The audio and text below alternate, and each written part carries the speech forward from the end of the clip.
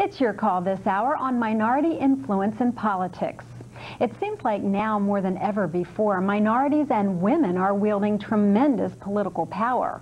As President Clinton continues to deal with the scandal that has engulfed his administration, he also continues to be incredibly popular with these pockets of America. Why do you think that is? What issues has the president supported in the past that's helping him with these groups today? And do you think it's only white middle-class Americans who are supporting impeachment? Let us know what you think on this topic by calling us anytime throughout the next hour.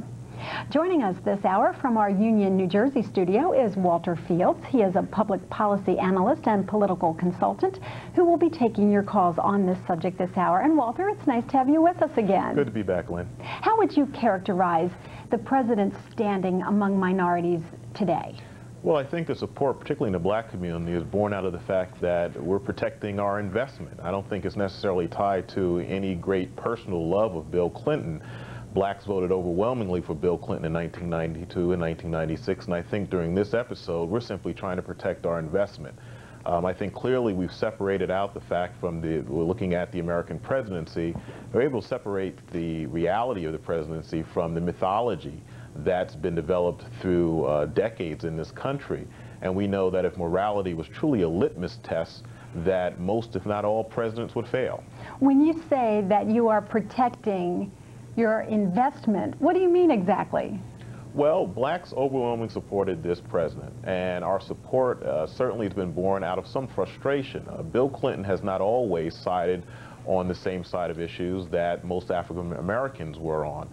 For instance, on affirmative action, it took the Congressional Black Caucus to push him to the point of not outright eliminating affirmative action programs. Certainly, many of us believe that he manipulated public opinion by using blacks during the welfare reform debate.